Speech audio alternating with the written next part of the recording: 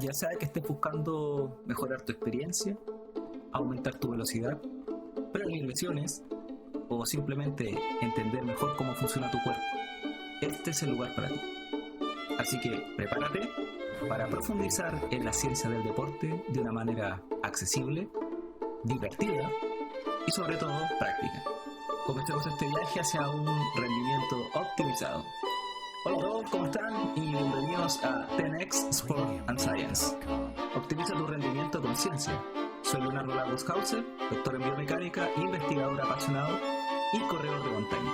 Este podcast es para ti y está diseñado para aquellos que quieren llevar su rendimiento deportivo al siguiente nivel, combinando la ciencia más reciente con estrategias prácticas que puedes aplicar en tu entrenamiento deportivo.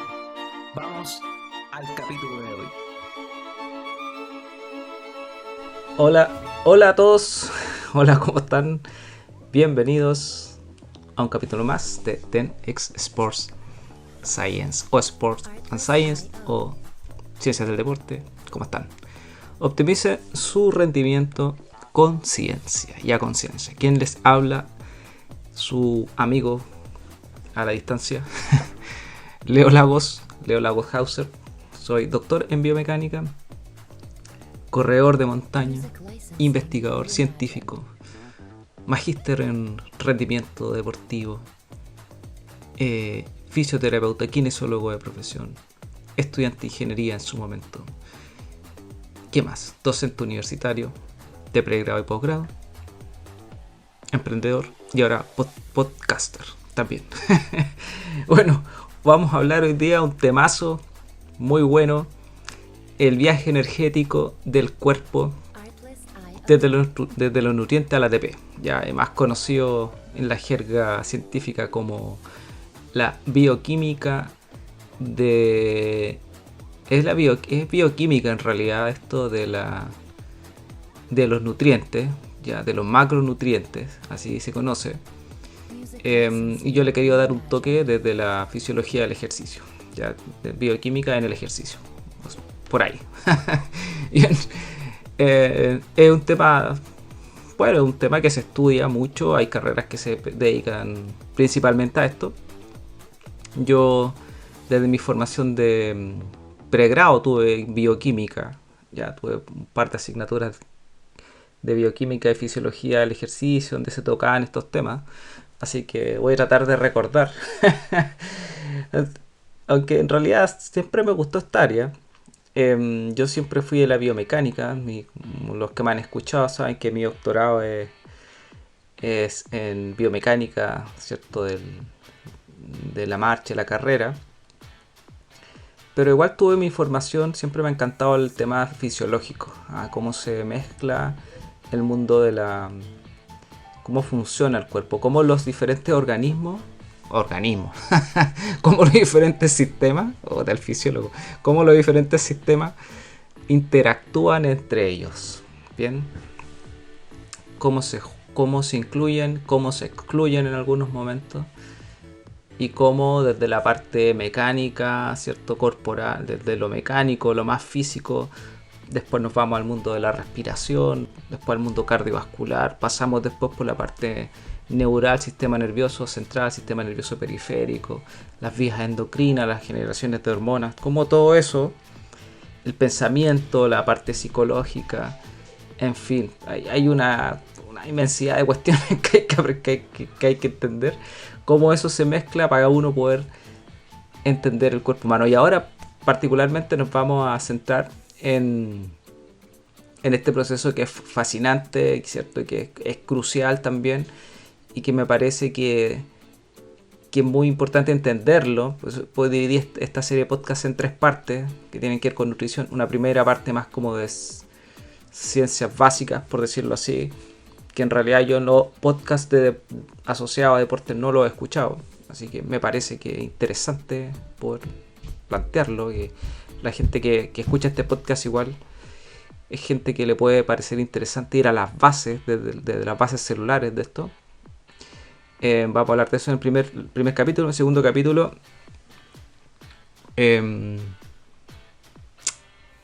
No sé bien si ayudas ergogénicas, es decir, cuáles son los alimentos que ayudan en el rendimiento deportivo y por qué, los que se han ocupado, los que están en boga ahora. Y no sé si el segundo o el tercero, ahí tengo que definir cuál, va a ser aquel capítulo en que voy a enseñarles la relación entre la frecuencia cardíaca, el consumo de oxígeno y el uso de sustrato energético. Es decir, mira, a esta frecuencia cardíaca, esta cantidad de gramos de carbohidrato, esta cantidad de proteína, esta cantidad de gramos de grasa. Y en eso, los que programan una carrera larga, por ejemplo, puedan saber que no para todos vale los 60 gramos de carbohidratos, porque no todos corren a la misma intensidad, porque no todos corren al mismo tiempo. Ya, y eso no sé si lo voy a hacer en el que viene o en el próximo. ¿Vale? Ya, vamos a lo nuestro entonces. Entonces, como les decía, esto es crucial porque el cuerpo convierte los alimentos que uno come en energía. ¿Ya? Sí, pues desde el desayuno que uno se come, bien, hasta la energía que el cuerpo va transformando después que uno comió. O sea, cuando van ocurriendo los sucesos de transformación energética, incluso cuando vamos corriendo, incluso cuando hemos dejado de correr, cómo se van transformando para poder entregarnos energía. Es allí donde vamos a aclarar algunos conceptos que tienen que ver con el ATP, ¿ya? Esta molécula mágica que la escuchamos probablemente cuando tuvieron biología y es el que mantiene a nuestras células finalmente funcionando, ¿ya? Y esto, bueno, puede parecer importante. Finalmente el ATP es como... es lo que le da la energía a nuestras células, ¿ya? Y nosotros, para poder llegar a tener ATP, bien, hay dos grandes estrategias de transformación de energía. Una respiración celular, por decirlo así, o una aeróbica y una anaeróbica. Una aeróbica que ocupa oxígeno, bien, y no se oxida ahí, y una anaeróbica, anaerobia, en la cual no hay presencia de oxígeno.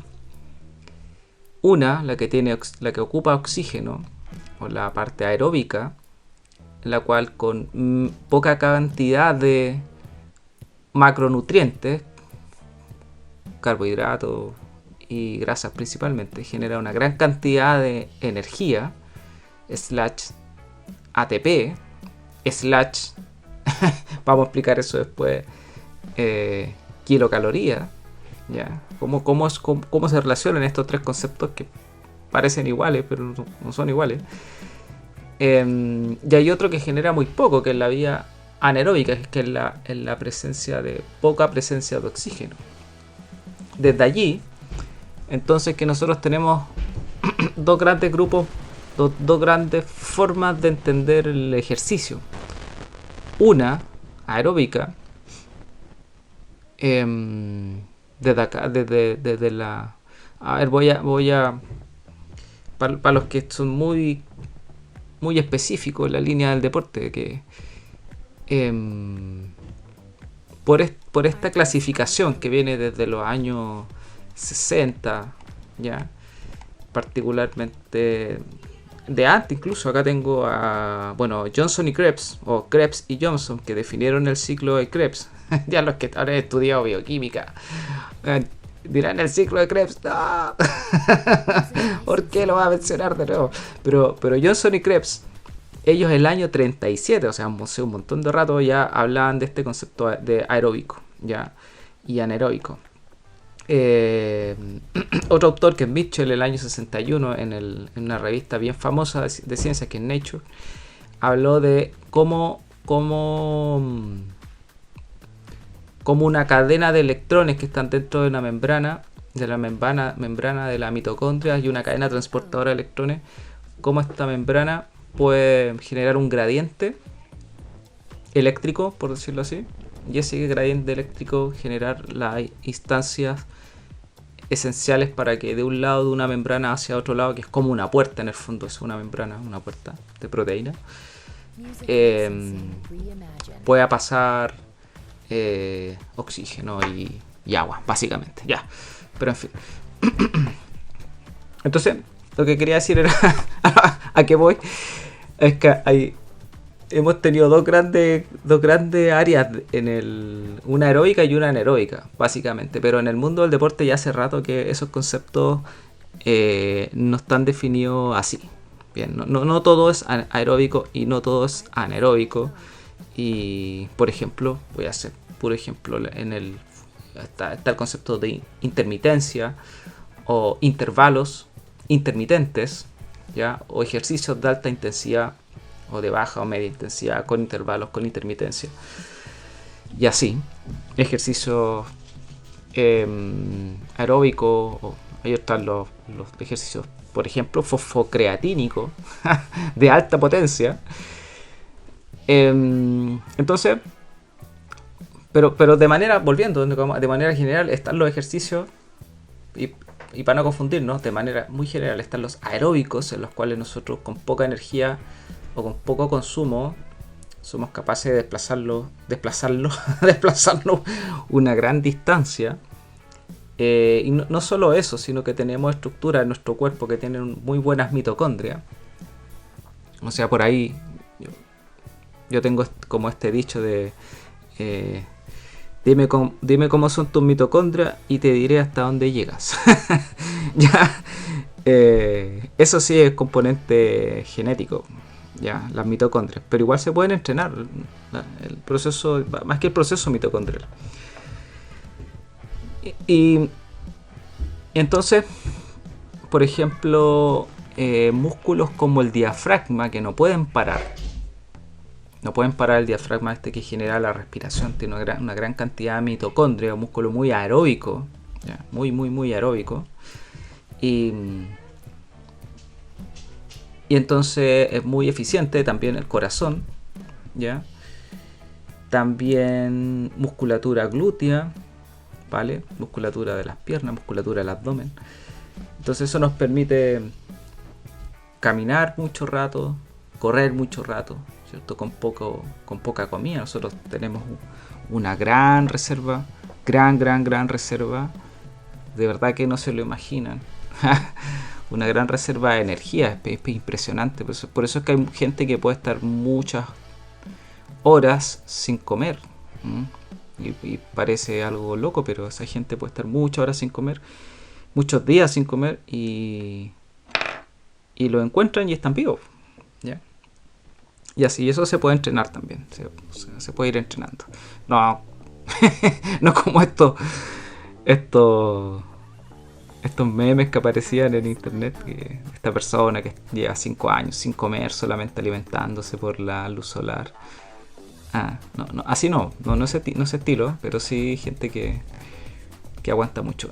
Y entonces tenemos por un lado la parte aeróbica y por otro la anaeróbica, que son estos ejercicios donde hay muy poca presencia de oxígeno.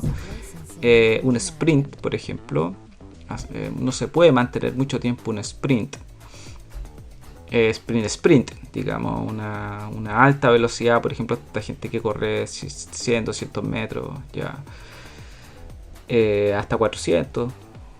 Ahí estoy un poco desactualizado en el fondo, como los que están metidos en esa dinámica de los 100, 200 y 400 metros.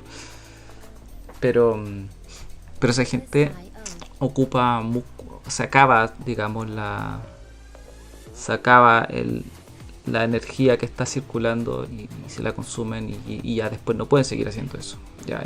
O lo que pasa cuando uno hace barras, por ejemplo, ya, y repite esta dominada, y después de un ratito corto ya no queda oxígeno, o estar colgado, ¿cierto? Ya no queda oxígeno. Ya, eso de manera general. Obviamente no voy a entrar en detalle, hay un montón de cuestiones que hay que mencionar, da para una clase completa solamente esa definición, pero creo que nos quedemos con eso, ¿ya? Entonces, lo primero que hay que decir es que nosotros tenemos 3 grandes macronutrientes que...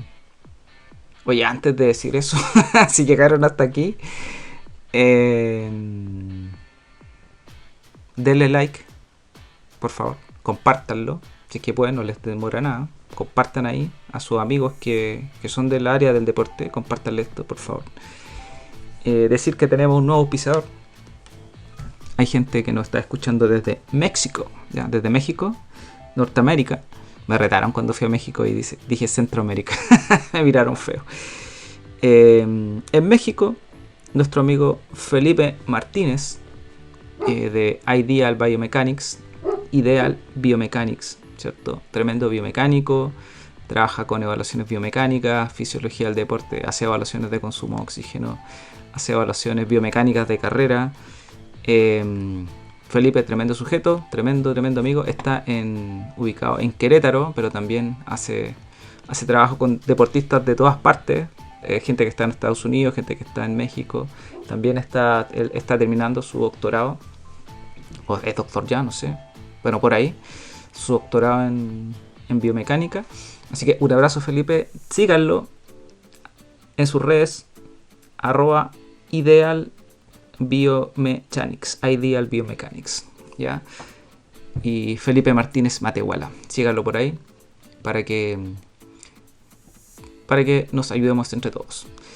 También Can Intervenciones, @Can Intervenciones, nuestro otro auspiciador. Antes de seguir con esto, si tienes un problema con tu perro, Can Intervenciones te ayuda. @Can Intervenciones y Can Intervenciones, www.canintervenciones.cl.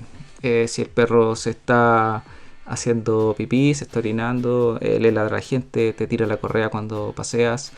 En fin, algo súper importante es que la terapia que hacen en la educación que hacen en Can Intervenciones es una terapia, es una educación centrada en el respeto hacia el animal, no es una educación agresiva, como se ha visto en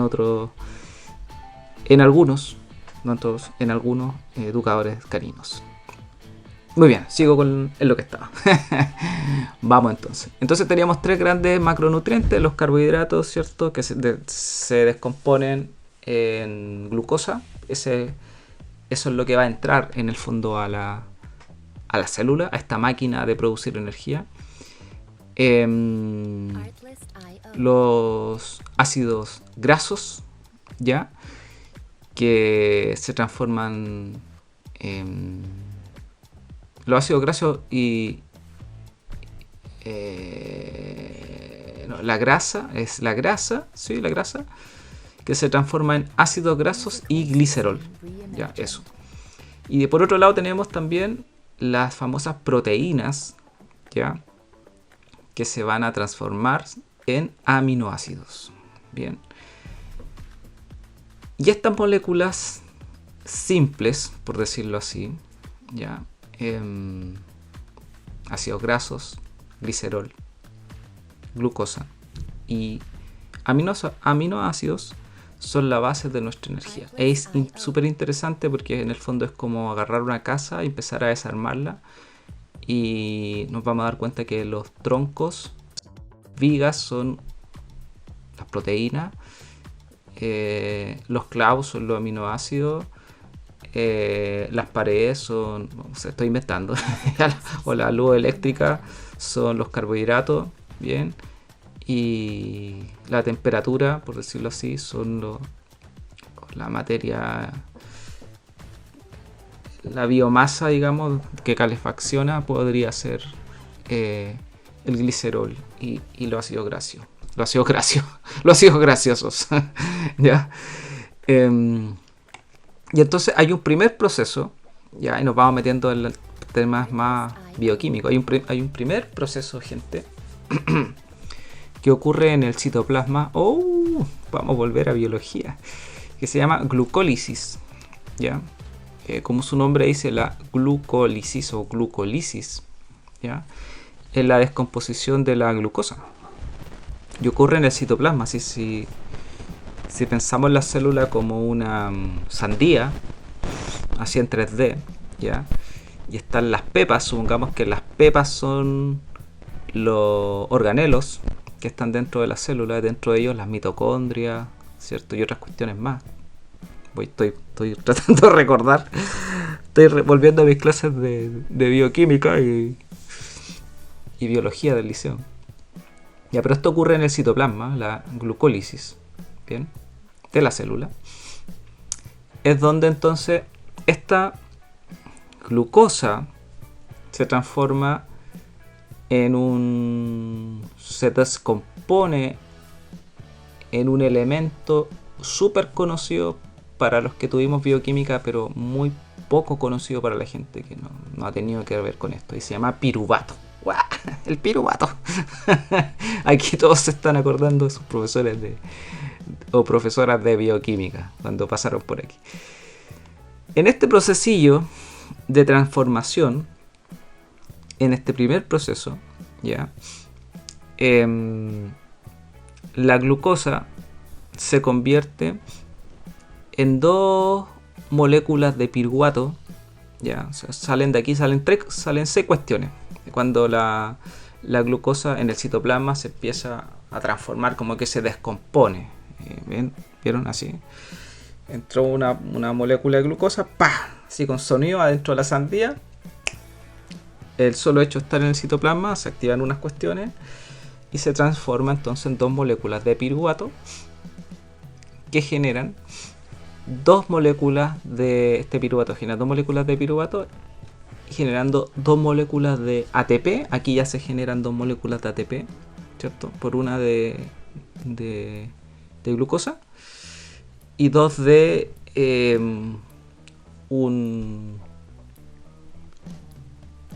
una enzima, ya, que se llama NADH, ya que no me acuerdo bien cuál era el nombre del NADH.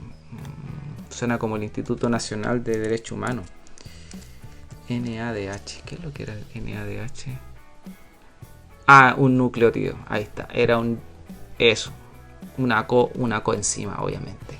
Una coenzima nicotinamida adenina dinucleótido y de hidrógeno. Obviamente, ¿cómo olvidarme de eso? Ya, pero una enzima. Y entonces, en esta parte, aunque hay poco, es una pequeña cantidad de ATP, dos moléculas de ATP.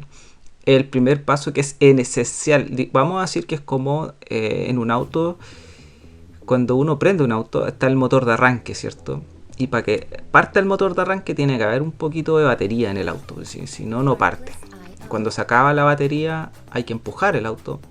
Para poder empujarlo, para saltarnos el proceso del motor de arranque y pasar directo a la...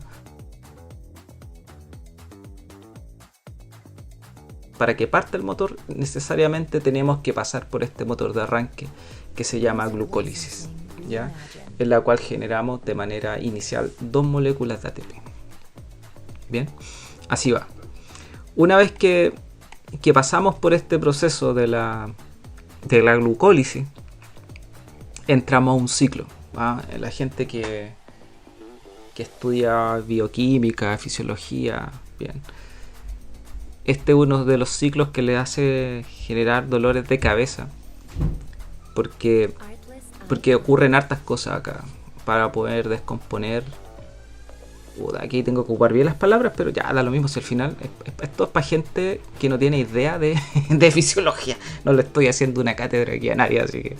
Pero bueno, voy a tratar de decirlo bien, pero si se me escapa alguna palabra que no es, también. Ya, entramos al ciclo de Krebs. Y entonces este ciclo que ya ocurre en la mitocondria.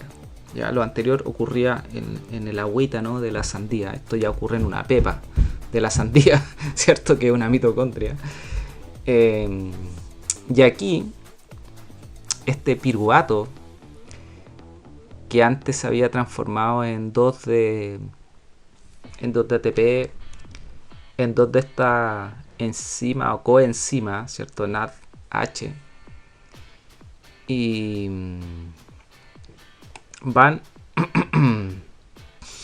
se van a convertir en otra cuestión más, en otra molécula, ya, en una coenzima que se llama acetilcoenzima A, que finalmente esta acetilcoenzima A se va a descomponer. Hay otro proceso, ahí no lo voy a explicar, pero se va a descomponer para liberar más energía. Ya, hay otro proceso chico que también uno aprende en la universidad, que finalmente el piruvato, coenzima, más energía. ¿ya? Pero entra un ciclo que se llama ciclo de Krebs, que lo definió Krebs y Johnson en el año 37. Como siempre, el segundo autor nadie lo pesca, por eso nosotros lo conocemos como ciclo de Krebs, pero en realidad lo hizo Krebs y Johnson, ¿ya? Entonces, aquí el piruvato ingresa a esta famosa mitocondria, se descompone y miren, en este procesillo tan chiquitito, en esta pepa, en la pepa de una sandía, asumiendo que una sandía es una célula, ¿ya? Imaginemos que ahora tenemos un camión de sandía, ¿cierto? Y en cada sandía es una célula y cada sandía tiene mitocondria dentro. Se va a liberar, producto de esta generación de ATP, dióxido de carbono, CO2, ¿ya? Se va a generar dióxido de carbono, se va a liberar dióxido de carbono, va a salir el dióxido de carbono, ¿ya? Y además se va a generar dos coenzimas más, aparte de esta NADH y la FADH2, ya que son dos coenzimas que van a entrar después a la cadena de transporte de electrones, que voy a explicar luego. Y además se genera más ATP, ya algo de ATP más. Resumo, tenemos un proceso extracelular, ¿cierto? O sea, perdón, en el citoplasma. Tenemos ahora un proceso en la mitocondria, ¿ya? Y aquí se libera CO2. Bien, y este CO2 es el mismo CO2, ¿cierto? Es el desecho celular que va a salir de la célula y que ustedes tienen que finalmente sacar de su cuerpo, ¿ya? El CO2... No me voy a meter. Aquí le voy a decir que sirve para otras cuestiones, pero no me voy a meter en esa parte, ¿ya? Entonces, lo interesante de esto es que ya aquí tenemos un sistema. El ciclo de Krebs es como una trituradora, ¿sí? Un triturador de papel al final. Es como una chipeadora. ¿Sabes lo que es una chipeadora? Es como es un triturador de chips. Uno le mete ramas, y esas mismas ramas que eran grandes siguen estando en la misma cantidad de ramas, pero ahora descompuestas chips más chiquititos. Entonces uno agarra todas esas ramas gigantes y ahora las puede echar dentro de un saco. ¿Ven? Esto hace que uno puede exprimir como en una trituradora de papel o como en una juguera, ¿cierto? Hasta la última gota de la energía de lo que ustedes consumieron. ¿Ya? Eso es parte del ciclo de Krebs, ¿ya? Muy bien. Entonces, de esta cuestión que pasó o está pasando en la mitocondria, que es que sale dióxido de carbono y se generan estas dos enzimas, NADH y FADH2, ya que no me acuerdo el nombre, pero eran así.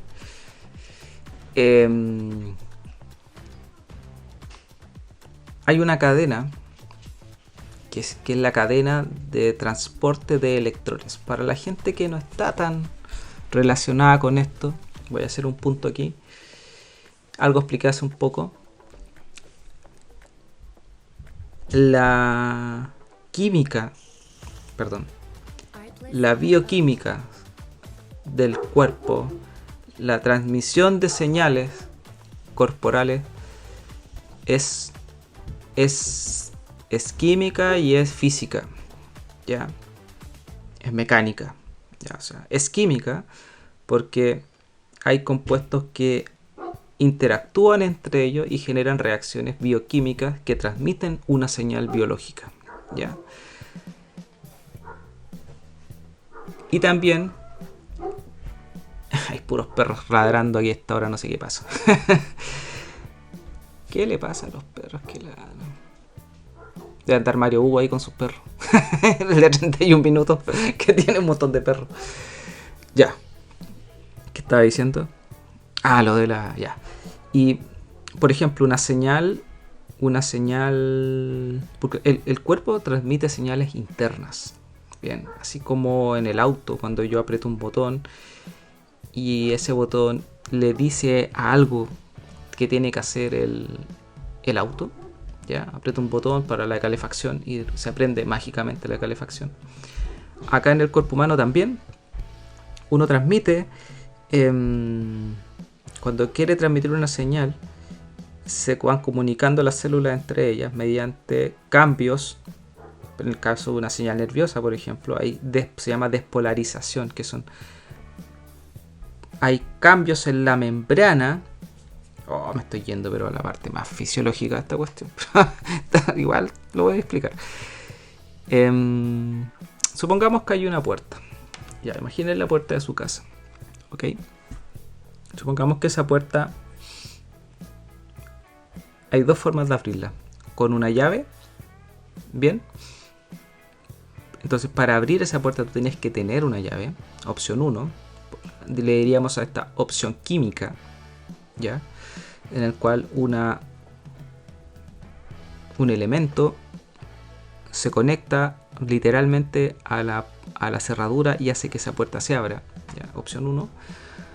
Opción 2.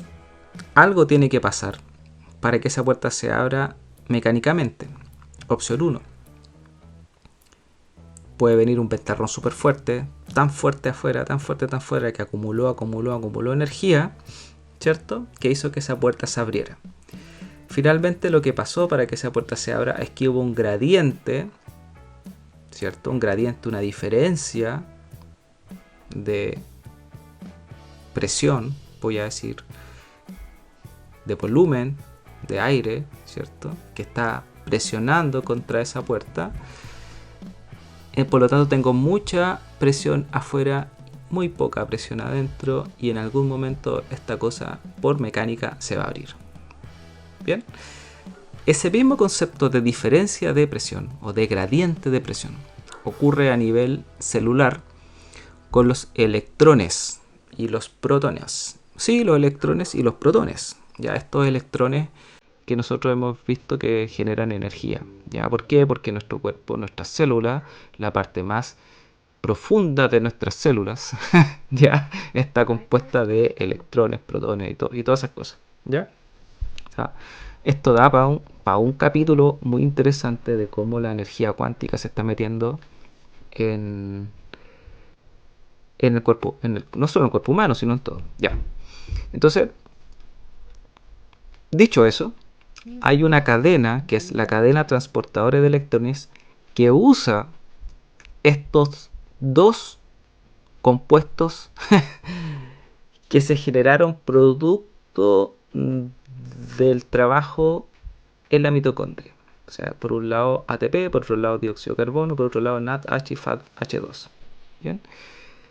Y estos NADH y FADH2 participan para generar un gradiente de protones, un gradiente que luego se va a convertir en ATP.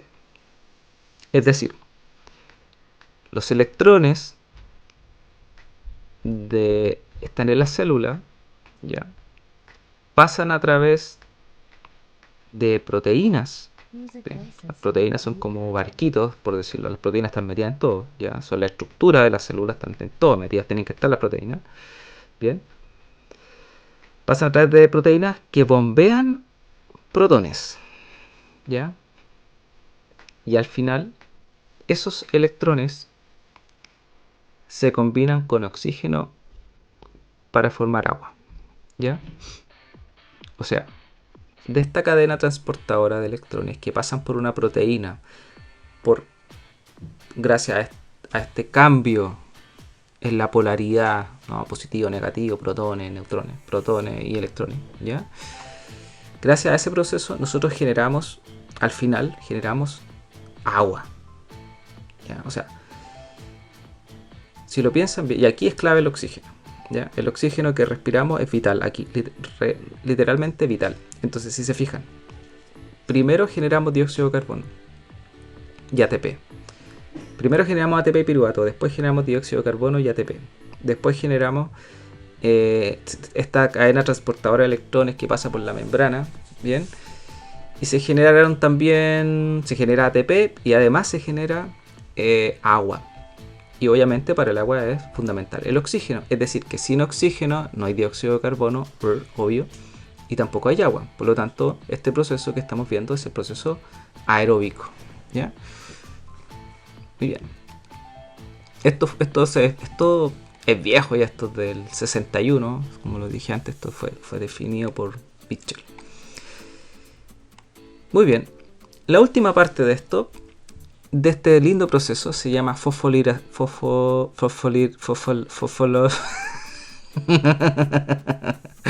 como la de Iquique glorioso.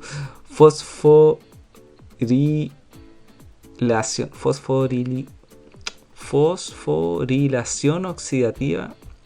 Y eso es, pues, fosforilación. Sí, pues, del fósforo.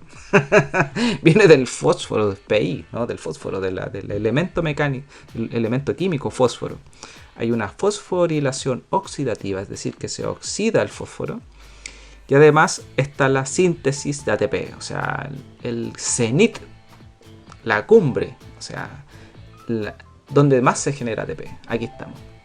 Después de haber pasado por el citoplasma, de haber pasado por la mitocondria, la cadena transportadora, teletransportadora, la cadena transportadora, y ahora la fosforilación,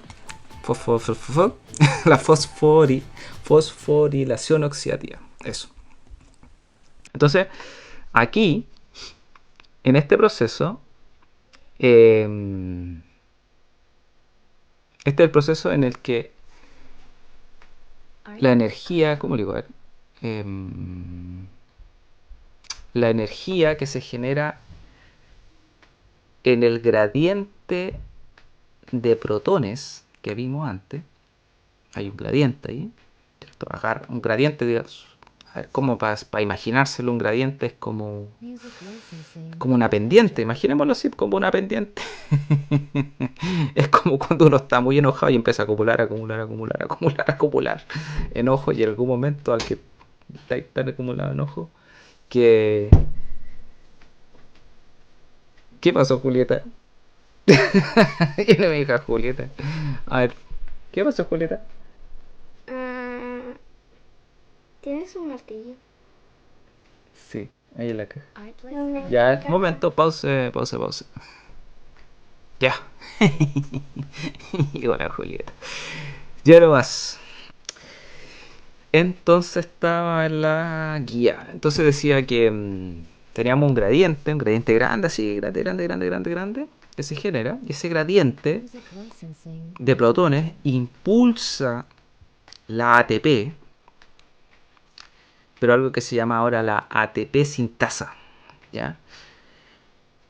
La ATP sintasa va a producir la mayor parte del ATP, la famosa ATP sintasa. ¿Ya? Y convierte el ATP con este gradiente potente, como que impulsa, ¿cierto? Y convierte aproximadamente 34 moléculas de ATP por cada molécula de glucosa. ¿Ya? Entonces, eso está interesante, porque por cada molécula de glucosa que entra a nuestro cuerpo, aproximadamente se generan 34 moléculas de ATP, que son las necesarias después para poder generar cualquier cosa, cualquier actividad que nosotros queramos hacer en nuestro cuerpo. ¿Ya? Ahora, hay una relación entre el ATP, las kilocalorías y los carbohidratos. ¿Ya? Porque al final, a ver, los carbohidratos son la forma en que nosotros nos comemos las cosas, ¿cierto? Los carbohidratos. Pero la forma en que ese alimento se ocupa se llama glucosa. Puede ser glucosa, puede ser fructosa. Hay otras formas, como 5 o 6, ya, formas de generar energía. y es la glucosa finalmente la que va a generar el ATP. ¿Ya? Y este ATP, que va a ser generado por la glucosa, que va a depender del tipo de glucosa, la cantidad de ATP que se genere va a depender si la vía es aeróbica, que es la que acabamos de explicar nosotros, o va a ser anaeróbica, ¿ya? O una vía por fermentación, ¿ya? En el primer caso, aeróbica, ya dijimos que se generan entre aproximadamente 34 moléculas, ¿ya? Pero cuando es una vía anaeróbica, normalmente se generan mucho menos, como 2 moléculas de ATP. Ya, o sea, eso es bien poco. ¿Ya? Muy bien, entonces, ¿qué? Quería decir eso porque cuando uno hace un deporte,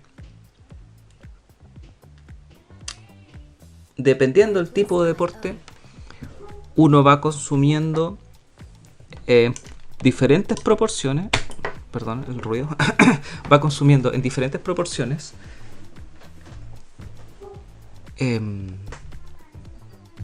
glucosa, va consumiendo ácidos grasos y va consumiendo proteínas.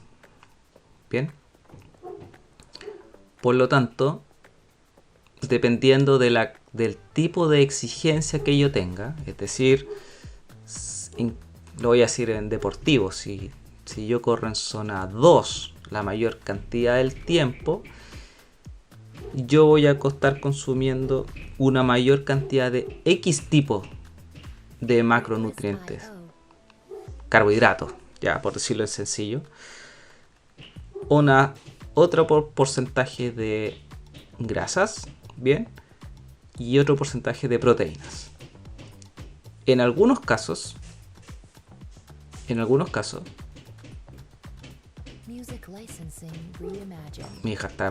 mi hija le pasó un martillo y ahora está martillando aquí al lado de mi pieza.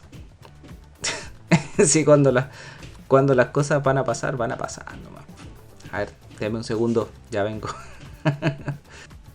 Ya. No sé qué estaba diciendo.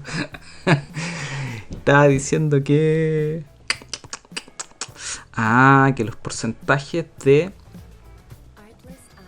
de macronutrientes, carbohidratos, grasa o proteínas, ¿cierto? Ocurren en la carrera. En diferentes proporciones dependiendo del ritmo de carrera que tengamos, del tipo de terreno en el que corramos, de la preparación que tengamos, de la altimetría que tenga, de la cantidad de deshidratación que tengo, del qué tan hidratado llego, qué tan entrenado llego. No solo eso, dependiendo del tipo de carrera que tengamos, hay carreras en las cuales nosotros podemos consumir inclusive las proteínas y los ácidos grasos antes de la carrera, de tal forma que la preparación de esa carrera y la recuperación de esa carrera va a ser buena. Ya hay carreras largas, evidentemente, aquella gente que corre una maratón y un ultra, donde debe programar el consumo de grasas y proteínas dentro, ¿cierto? Y diferentes tipos de aminoácidos. Y aquí va el tema, porque yo me puedo saltar etapas, ¿cierto? Porque el proceso de transformación de comida a ATP también ocupa ATP, que es poco, ¿cierto? Pero ocupa tiempo también, ¿cierto? Por lo tanto, lo que se hace en el deporte es saltarse esa etapa en muchas veces y consumir alimentos que tienen ya estos aminoácidos listos, que participan en la construcción, ¿cierto? de la parte de proteína, tienen cosas que retardan la fatiga muscular. En fin, como que te va saltando etapas. Bien. Eso, lo otro que quería decirle, porque pasa que en el siguiente capítulo vamos a hablar cómo calcular en base a tu frecuencia cardíaca o en base a tu consumo de oxígeno, ya con esta información que acabo de dar.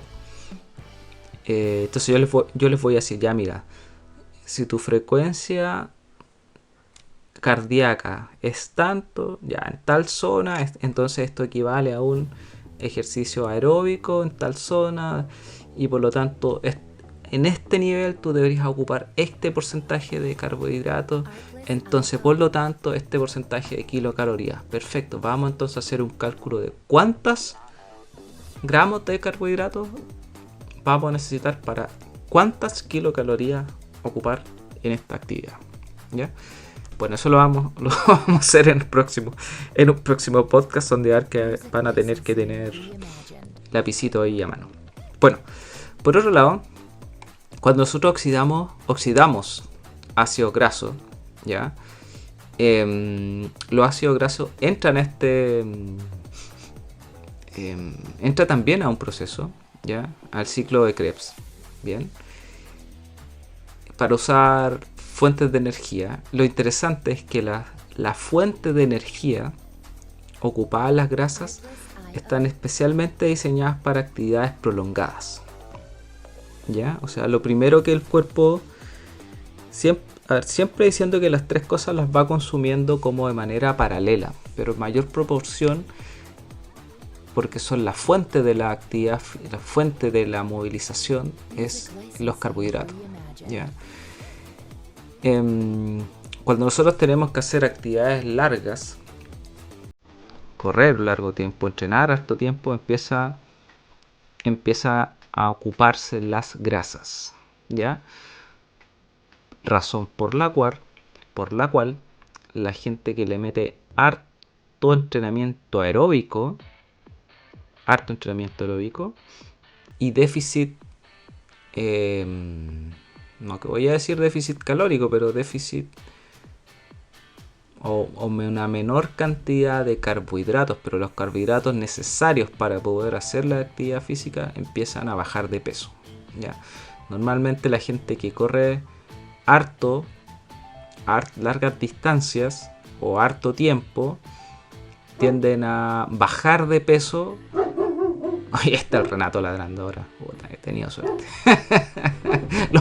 Si no flauta es pito, se dice acá. Si no flauta es pito.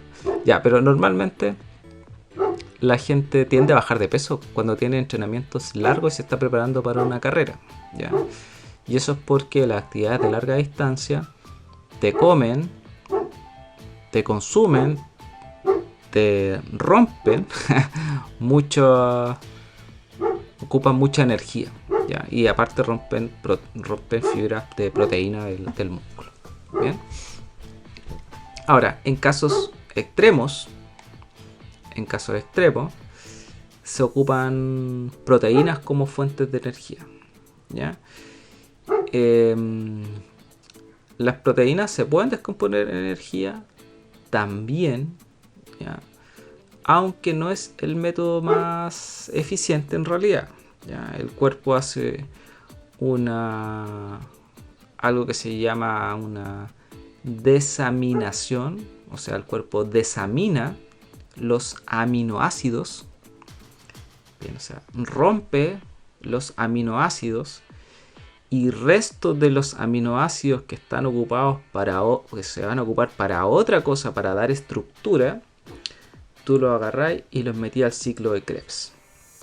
En el fondo es como agarrar una guitarra que está hecha para tocar instrumentos, se te acabó todo lo que teníais para calentarte, y echaste nomás la guitarra adentro adentro de la estufa para poder calentarte. Acá pasa algo similar, ¿ya? Algo similar. Yo siempre he pensado que el cuerpo es un mecanismo de combustión, ¿ya? Genera energía, y para poder generar energía, al igual que una estufa, yo pensaba, o sea, cuando dije voy a dar este ejemplo, lo voy a tratar de explicar entendiendo que voy a contextualizar primero. Y esto va a ser bastante obvio para la gente chilena y del sur de Chile. Pero nosotros ocupamos en el Chile, en el sur, yo soy de Concepción, que es como la puerta de entrada al sur de Chile, al sur más profundo. Va la gente del sur, nosotros somos del norte, ya, o somos del centro.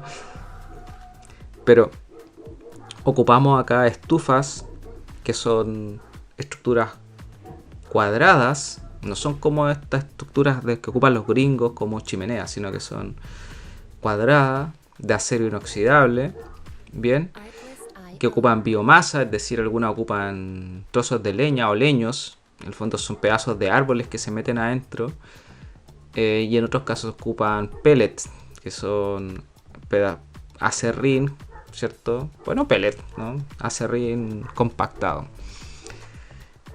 Y se meten dentro de estos cuadrados. Y para que se pueda generar calor, en este caso energía, ¿cierto? Como el cuerpo humano, supongamos que el pellet o la leña son lo que nosotros comemos. Para poder generar el calor necesitamos oxígeno, ¿ya? Necesitamos oxígeno. Y mientras más oxígeno ingrese, ¿cierto?, a este cubículo que tiene fuego por un lado y oxígeno por otro, ¿cierto?, se va a generar la combustión y eso va a generar energía y va a generar calor. Y si yo tengo mucho frío, le voy a abrir algo que se llama tiraje a la estufa. O si es una estufa pellet, le voy a aumentar la potencia, pero en ambos casos entra más oxígeno. Y cuando entra más oxígeno, bien, se va a generar la combustión y esa combustión va a liberar más dióxido de carbono. Perdón, ¿sí? Dióxido y monóxido, ¿cierto? De carbono, ¿ya?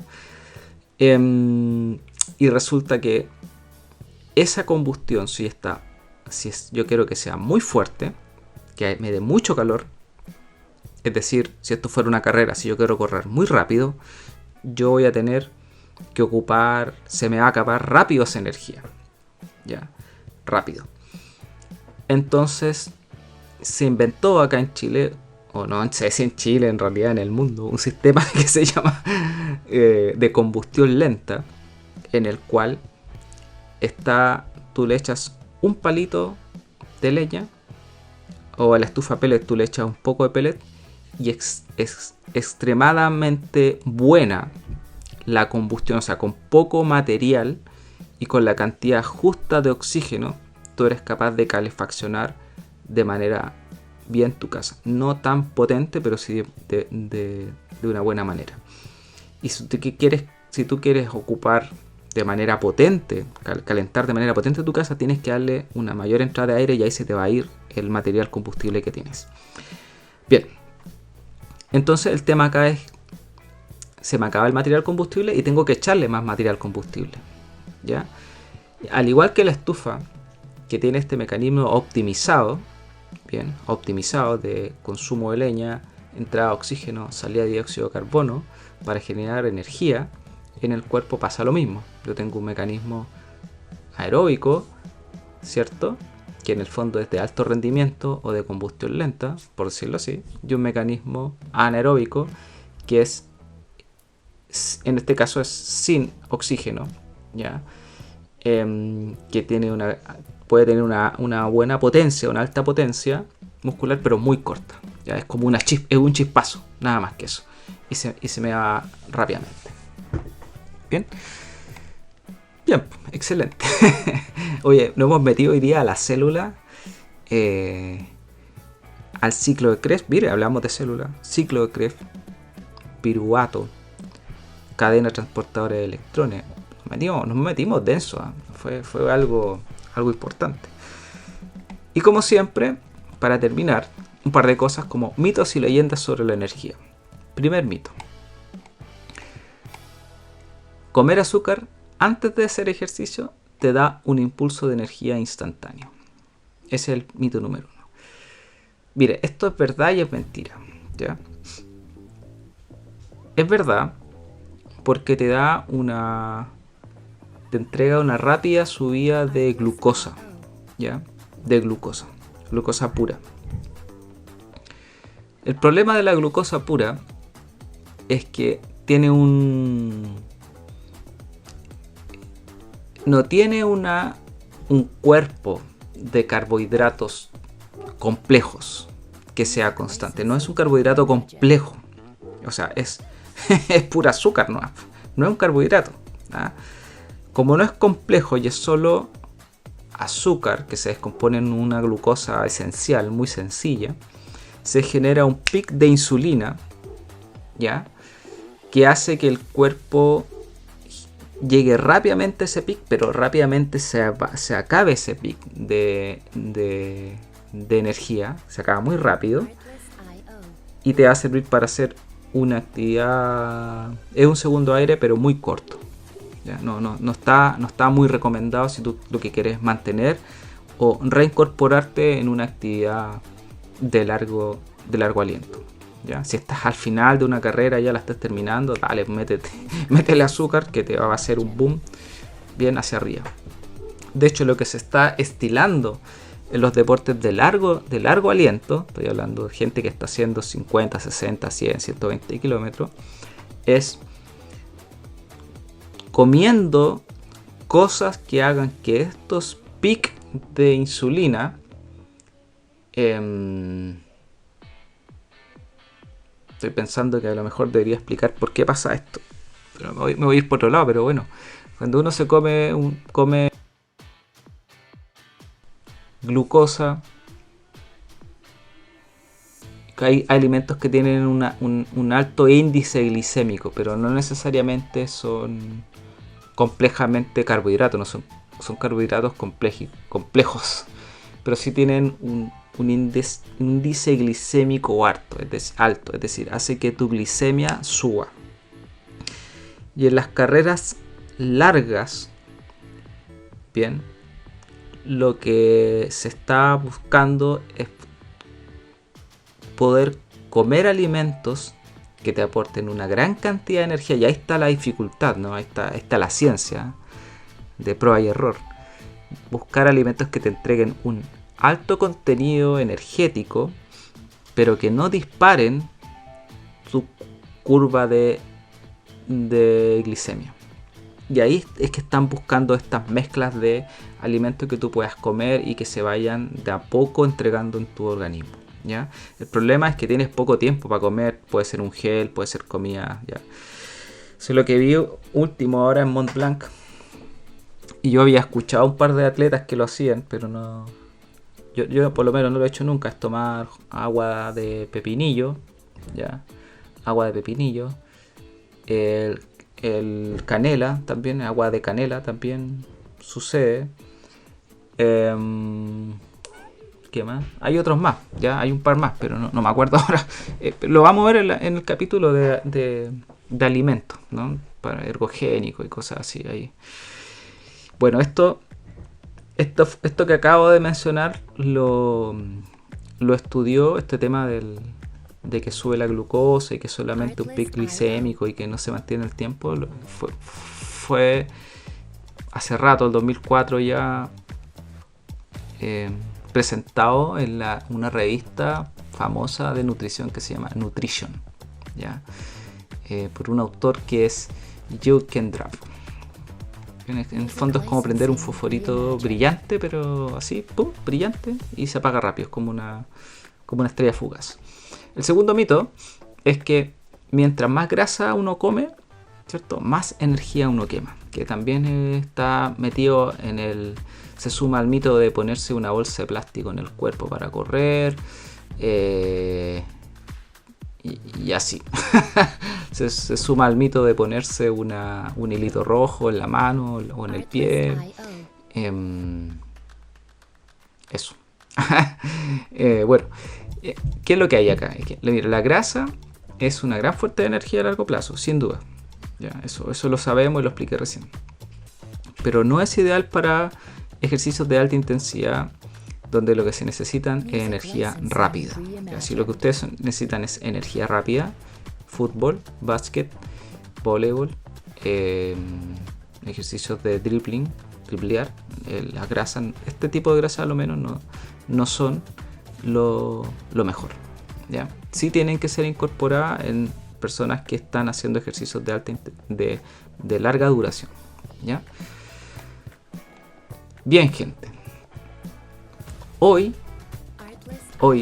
exploramos cómo el cuerpo convierte los alimentos que se comen, que se engullen, en energía usable a través de estos procesos bioquímicos bien interesantes,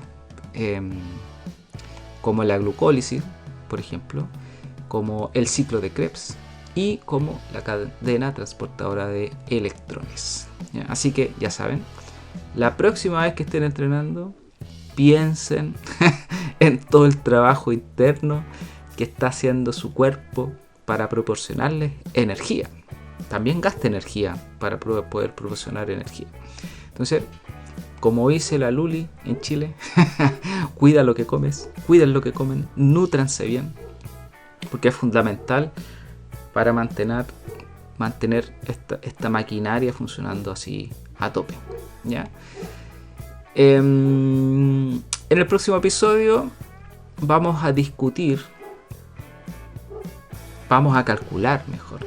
Eso vamos a hacer, vamos a calcular cómo, entonces, definitivamente, cómo y cuánto porcentaje o cantidad de gramos de carbohidratos, proteínas y grasas deben comer para X tipo de carrera, pero desde un punto de vista numérico, ya, no general, no es que este tome 50, es que este come 100, es que este le funciona a las 120, no, fuera esa cuestión, chao, muy general, ya, es como recetarle, como que todos fueran a comprarse los mismos tipos de lentes, ya, no todos les van a funcionar los mismos lentes, menos que miércoles, ya, gente, entonces recuerden darle like, compartir, dejar un comentario, dejen un emoji, porfa, escriban lo que quieran, solo 3 palabras, porque así me ayudan para que esto llegue a más gente. Recuerden seguir a Ideal Biomechanics y a canintervenciones.cl y también a metinca.com, que se me había olvidado mencionarlo a estos chicos. Muchas gracias por acompañarme en este viaje energético a través de su cuerpo. Nos escuchamos en un próximo episodio de 10x Sport Science. Entrenen a conciencia y conciencia. Un abrazo, que esté muy bien.